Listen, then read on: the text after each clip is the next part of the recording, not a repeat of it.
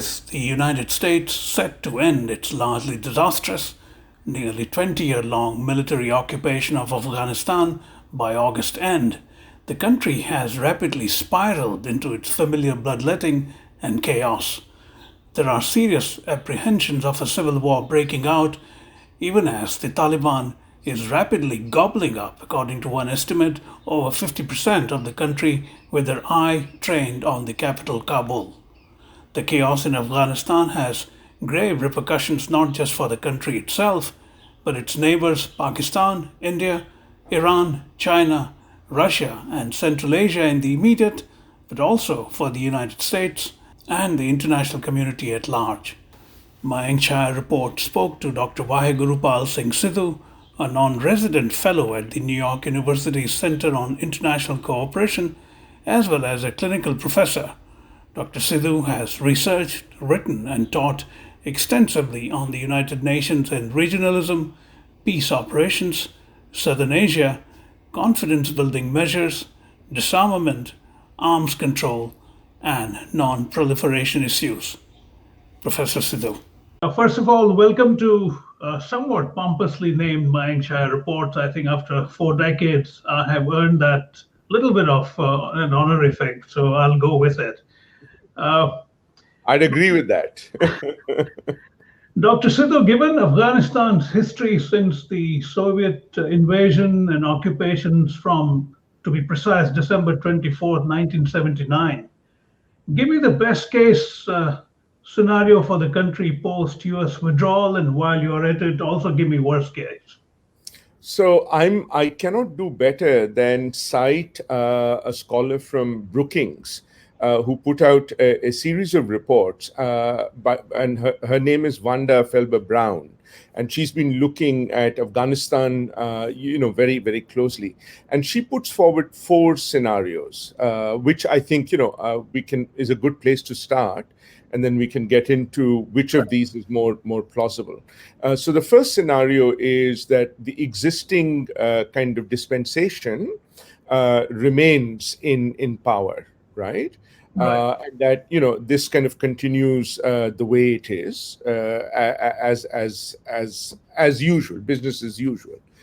The second one is slightly variation in the business as usual, but that you have some kind of a power agreement between the other kind of warlords or the power groups and the center.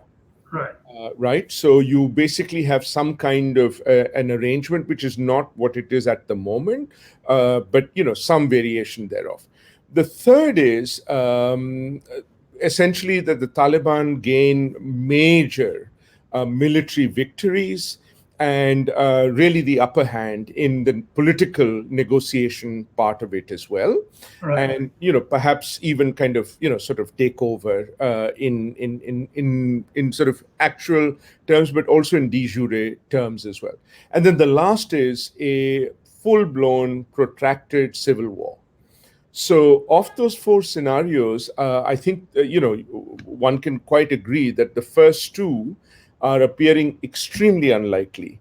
Exactly. And so we're kind of moving towards the possibility of the third and even perhaps the fourth. So that's where we sort of stand at the moment in terms of, Afghanistan's internal sort of dynamics. Right.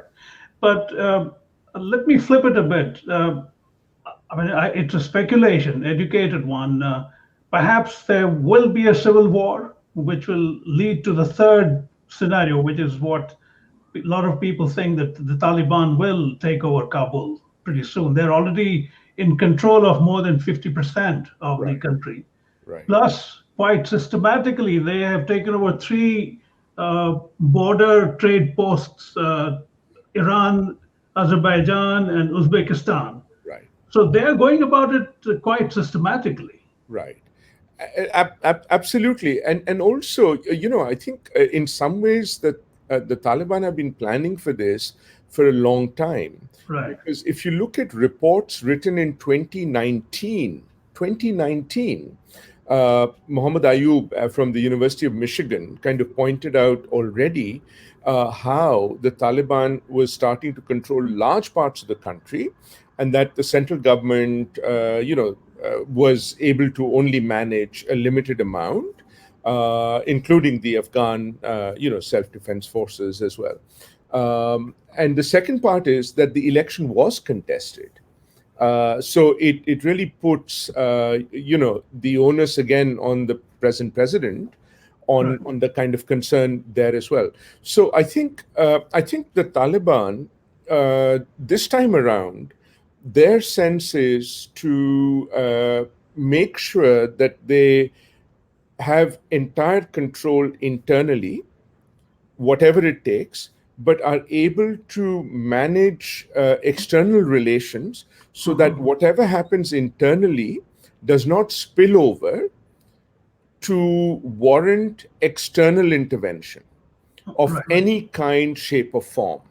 And that seems to be the reason why they're going about, in a very, as you rightly said, a very systematic way of engaging with their various neighbors. China being the latest now, where they've reached some kind of a via media or an arrangement. Right. It's interesting you should mention how they are looking internally in order that there is no external provocation. I read only this morning that the Russian and Uzbek armies, militaries rather, are engaged in drills along the Afghan border. Do you see something like that escalating into something more serious? So again, I mean, I think that exercise may well be to see that anything from Afghanistan doesn't spill over into their areas, rather than the other way around. I'm not sure that the Russians, or indeed even the Uzbeks, have any interest in direct intervention, just given their experience and their history. I mean, in some ways, particularly for the Russians, it was Afghanistan which also contributed to the collapse of the Soviet Union. Absolutely. So they're not, and their economic situation hasn't changed very significantly since. So I don't think that's something that they would likely to do. It's more sort of seeing perhaps that it doesn't spill over into their sort of areas. Since President Biden rather announced in April the August end as the deadline for complete troop withdrawal, there has been a dramatic escalation in violence across the country. In fact, so much so that President Ashraf Ghani is now asking the US to perhaps get involved again at some level. Do you think that might compel Washington to some kind of a rethink on what they have done? Not by themselves, no. I mean, in any case, if you recall, although this was a US-led war, it was very much also supported by the NATO allies. The International Security Assistance Force, ISAF, was really a NATO kind of force. The NATO folks couldn't wait to get out of Afghanistan, but they wanted to do it in a way that did not seem too hasty, and sort of waited for the US as well. And I think really now there is a big backlash in the United States domestically for the forever wars. And the sense is, and you can really draw parallels with Vietnam, where the sense was that, look, how can we exit, partly by trying to save face and not losing more lives. And so I don't think they would want to necessarily get involved, except, and this is the lesson I think, coming back to your question about the Taliban, is important. Unless it directly leads to an attack on American soil or American interests in the region. And I think that's probably the clearest message that the Taliban have got. Now, the US, as you already know, the US Air Force has been involved in carrying out some kind of attacks, but I think there'll be great reluctance to put troops back on the ground. There may be some other elements involved, which, by the way, was also the case soon after 9/11, which is, CIA or special forces. They may play some kind of a covert role, but I don't think the US is likely to want to have a very clear overt role with troops on the ground. And add to that remarkable advance in the drone technology. They could very well do without boots on the ground now in any significant way. Yeah. Absolutely. But as the Taliban have shown, there is no substitute for holding territory. The drones cannot, as of now, hold territory, right? I mean, and that's the thing. But also, I think more importantly, and this is, we began this conversation with drawing a parallel with the Soviet intervention and then their withdrawal as well, right? Or the retreat, right? But there's a fundamental difference between those two. Withdrawals or retreats. Number one, when the Soviets withdrew, there wasn't really this sense of expectations on the part of the Afghan society. There wasn't a promise by those who had intervened on, on women's rights, on education, on creating a modern Afghan state. Right. On a new constitution, etc., right? And also obviously economic progress as well. But and this is why this withdrawal or retreat, whatever you want to call it, is going to have much more of an impact on Afghanistan, because it's going to it's really a big betrayal in many ways, because of the great expectations which are raised in Afghanistan by this very long presence of the US-led Western group and coalition. So ironically, in a way, the US and the West are probably might have been more detrimental to Afghanistan's future than even the Soviet withdrawal. Right. It's a very ironic thing to say. It is. Doesn't it tell you something that the world's mightiest power, staying in Afghanistan for 2 decades, managed to make, nothing very significant in terms of changing civil society structure much. Maybe women gained a great deal, which is a remarkable achievement. Right. But other than that, it's come back quickly back to square one within literally days of the US withdrawing. It's the same situation all over again from the 80s. Right. Well, and this is really, kind of the element of nation building. You cannot have, fly-by nation building. You cannot, and frankly, 20 years is a long time for a war, but it's the blink of an eye for nation building. And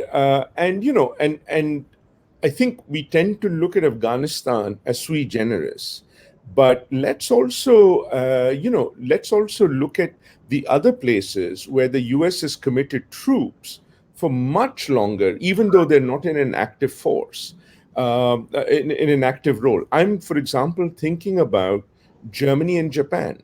Right. There are still American troops on the ground. Now, ostensibly, they're there to avoid, to prevent external sort of conflict. But look how those societies changed and how long it took. I'm not saying, of course, in about 20 years, they were much further ahead than Afghanistan was. But nonetheless, there was a total commitment on the part of the US, and still is, by the way, for the security of those countries, which has not been the case with Afghanistan. In Afghanistan, the mandate was very, very clear. There was one kind of threat that emanated from there, and that the US wanted to eliminate that. In that sense, it certainly overstayed its time, and it could have easily withdrawn as soon as the Al-Qaeda were defeated, and certainly after the killing of Osama bin Laden, about 10 years ago now, could well have been a time to pull out. But then the US got caught in this whole business of nation building, and did it very poorly. It did. And, that prompts a rather what might be seen as a rude question. Whether Afghanistan inherently has structural weaknesses that caused by its tribal structure that do not lend itself to the kind of fundamental reform that we are talking about, societal reform. Do you think there is something there that Afghanistan is very peculiar in that sense? So, well, I would actually say, the traditional structure, the tribal structure, as you called it, is actually the strength of the Afghan political system, right? As long as others are not interfering. It seemed to have worked very well until the Soviets got there, right? I Right. mean, it was relatively progressive in some areas, relatively modern. I think that, and even before the Soviet intervention, and I think you had a certain importation of the present idea of Afghanistan from its neighbor Pakistan, Right. particularly under General Zia, which happened to coincide with the Soviet intervention, which provided the opportunity, right? I mean, you could have had secular freedom fighters, Right. but the fact that that was an idea that emanated at a time when Pakistan was looking further west, that they took on the role of mujahideen, which is a very different kind of with the underlying kind of religious connotation as well, and that is what has changed. And so today, unfortunately, there are serious fractures in that tribal structure, and that's why today at least some have argued that there is no choice for Afghanistan but to move forward into the so-called kind of modern state as it kind of emanates in the West, which is what is being tried by the present incumbent. Right.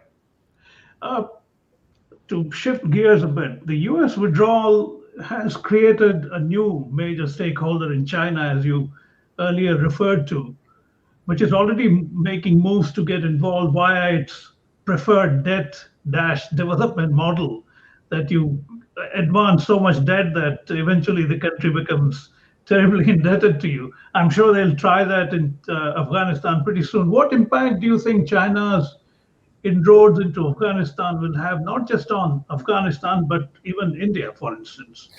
So I think, and again, so there are two schools of thought in this, and one of them, again, I will, quote Professor Mohammed Ayub from Michigan University, wrote a recent piece, basically saying how, basically Afghanistan is going to be turned over to Pakistan and China. Uh-huh. I'm not so sure that it's so clear cut, because, and let's talk about China for a minute. Number one, China has really been very reluctant to intervene in countries militarily. Right. It's doing that, economically. You might even call it checkbook diplomacy or checkbook war, and that's the way that they sort of tend to operate. So if there's a departure from that, that would be very unusual.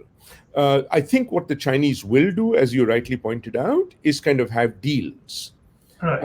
which is why they've already had a deal with the Taliban. Their interest is very clear. Number one, to make sure that none of the there is no impact on what's happening in Xinjiang, particularly in empowering the Uyghurs, and Right. that they in some ways get any kind of safe haven in Afghanistan. And so that's the one element there. And the second then is economic progress. And here, I think the Chinese are far more pragmatic. They are kind of very, very interesting mercantilists or capitalists in an odd way. They don't necessarily believe that you need to have a liberal economic model to be a capitalist, whatever works. So they're going to look at it in a very mercantilist way, invest and expect returns on investments. I don't think they would necessarily look to change the political system. They do not necessarily want to get involved politically in Afghanistan, and only to the extent of preserving and securing their assets, their economic assets. Okay, speaking of India, the likely ascendancy of the Taliban in Kabul is fraught with serious consequences for the Kashmiri separatist movement. How do you think Prime Minister Narendra Modi should position New Delhi vis-a-vis the Taliban? Well, I mean, so again, I think there are two sort of perspectives here, right? So the best, of course, would be for the international community, however you define it, to come together to sort of say, look, we will all deal with the Taliban Right. as one, and probably do it through under the aegis of the UN in some ways, call a conference. So there is really kind of unity of purpose. Unfortunately, that is not happening for a number of reasons. And the second approach is happening, which is everybody is cutting their own deals with the Taliban. The US was the first, but certainly not the last, as you pointed out. Russia has done the same. Iran has done the same. China is the latest one, and of course, Pakistan. They don't even need to cut deals. There's a kind of a long understanding as well. Right. So India is the odd person out. India. Now there were some reports that the Indian establishment may have reached out to the Taliban in Doha, but there's been a big, very quick backtrack and denial of that. Which would be unfortunate and odd because, frankly, India, if you look at it internally, even externally, had no problems negotiating with, groups that were really inimical to it, whether, you think about Kashmir or the Northeast or even Sri Lanka. So the sense of not wanting to have some sort of a channel of communication with the Taliban is a bit odd because it basically then leaves the door open for others to fill in that gap. Maybe, and to answer your specific question, maybe if India does not want to do it directly, perhaps they could do it indirectly through some other kind of an interlocutor, maybe one of the Gulf states. Qatar itself, perhaps, or even maybe the UAE. So there are different ways that India could try and secure its interests as well. Right. But if Taliban are warming up to China, don't you think they might see greater incentive to have China on their side vis-a-vis India? The Taliban having China on their side. I think China is very astute not to be on anybody's side except its own.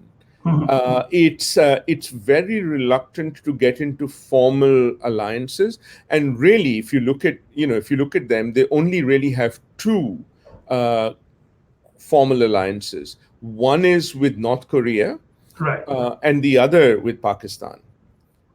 So they really have not gone into making commitments that they know that they're not wanting to live up to at all. So will the Chinese use Taliban to their own interests? Yes, I think they would. But that may well be to protect their economic interests and make, as I was saying, or make sure that there is no backlash coming into Xinjiang. But beyond that, I'm not sure that they are particularly, that Taliban will provide them any particular kind of leverage in that region. Right. Pakistan, the genesis of the Taliban, is equally worried about its expected stranglehold on Kabul soon. And people don't often recognize that there are 3 million Pashtuns in Pakistan, mainly in Karachi area. Where does this leave Pakistan? I hear Imran Khan has been rather unsettled and worried about it, the goings on.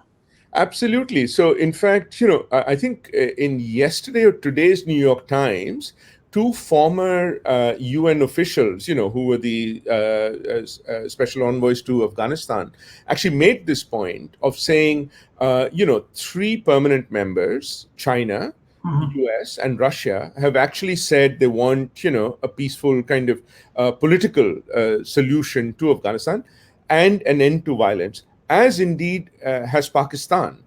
So they were making the argument that it may actually be time for the UN to play a greater role in this kind of a, in a context. But you're right to say that I don't think Pakistan is necessarily very comfortable either.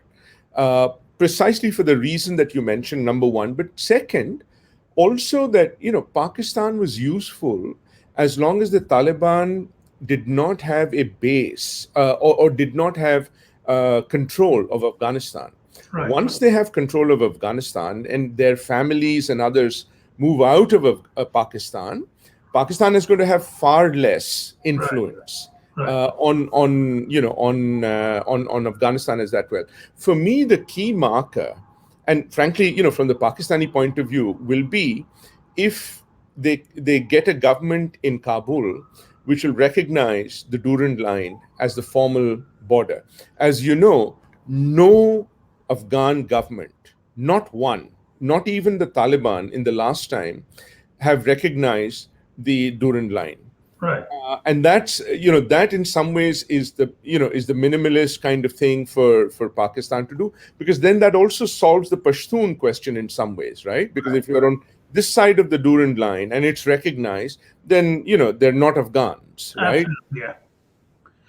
What role do you think the United Nations can play now that the US grip on Afghanistan is all but gone? Well, I think again, the UN has been put in a very, very difficult situation. It's even in the past, it's always been called in when when the war has gone pear-shaped, or the attempt at nation building has failed. We saw this in Iraq, and we saw how UN officials themselves were then targeted because they were identified almost with the occupiers rather than an international body as well. So I think the UN, unfortunately now, because there are so many more expectations, as we said, including rights of women, education rights, development, political rights, all of that, that there's greater expectation of what the UN can and should do at a time when the UN has the least amount of capacity and indeed political support to do any of that.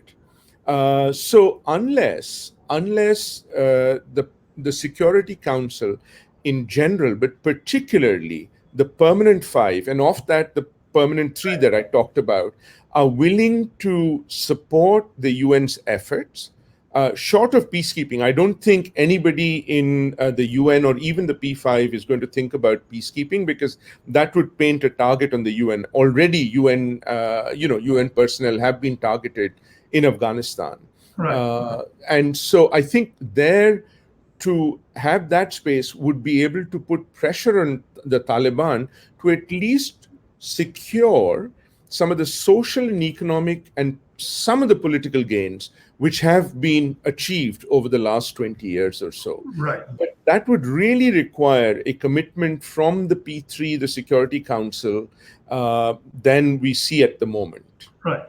You're mentioning the US, China, and Russia as the P3 permanent members of the five-member council. India, I think, this has just taken over.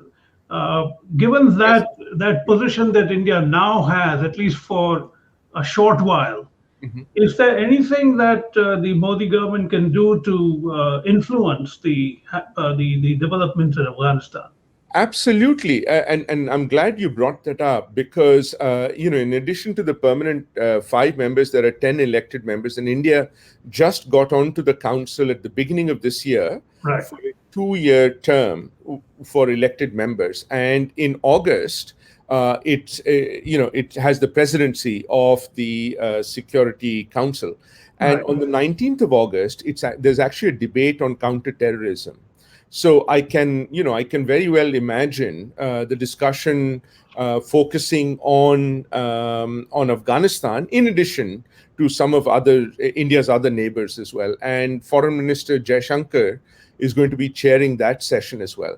Also in September, the UNAMA, which is the UN political mission in Afghanistan called UNAMA, is coming up for a review, essentially to be whether it has to be extended or not.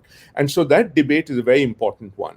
And I think you're absolutely right. Between now and September, India could well play a role in trying to build up a consensus including the countries in the neighborhood, to try and sort out Afghanistan in that sense, because I think by the end of August it will be very clear, who's calling the shots in Afghanistan and Kabul. Right. To end on a slightly broader civilizational note, it's a country of 38 million people, fiercely independently minded, fiercely loyal in many ways, remarkably hospitable. Why is it that a country like that, which has had great, again, cultural ties with India, there has not been societal pushback to a force like Taliban to the extent that the Taliban would essentially give up? Why do you think the ordinary Afghanis have failed to mount a major pushback collectively? I think it was to some extent, the lost years, and this I think is a good way to end, because we began with the Soviet intervention and their withdrawal as well. There was really a huge gap between the Soviet withdrawal and the reconnection of the international community, unfortunately through military means, after 9/11. And it's in that time that society changed very, very significantly, partly because of internal factors, but also because of external factors, because frankly, the only people, willing to support Afghanistan were those with extreme kind of beliefs or approaches in religion. So the only three countries which recognized the Taliban government in Afghanistan the first time around were Saudi Arabia, UAE, and Pakistan, who, as you can imagine, are really the bastions of a very particular kind of society. And that is unfortunately what has taken roots. But and this is a very somber note to end on. But perhaps you may have a civil war, as indeed you saw in this country, which may lead to the revival of that more liberal, tradition, rather than the more kind of orthodox tradition which we are now with. Well, on that note, Waheguru, it's been a great pleasure. But before I let you go, this has nothing to do with the interview. I've been thinking the only community historically which has proven more than equal to the Afghan warrior class are the community that you belong to. Well, yeah, and that's been traditional. They've been in Afghanistan for a long time as well, and until recently, reasonably secure and part of the system as well, because the society was in some ways, as you said, different. Now, so if there was some way to deploy Sikhs to not as warrior class, but to essentially sober things down, it might. Who knows? It might work. Well, I mean, I think the in the long term, what could happen is the India training some of the Afghan civil service, which some of which they're doing, police and military as well. But that requires a certain amount of stability, which the US presence and the Western presence was providing. But that unfortunately is gone now. That's the downside. So terrific. Thank you so much for your time. I will run it later today. I'll send you all the links, and then it stays on these various sites. So I'll also send you a separate video which you can use the way you want it. I thoroughly enjoyed it. I hope you did too. Absolutely. Pleasure to catch up again, and thank you so much for having me.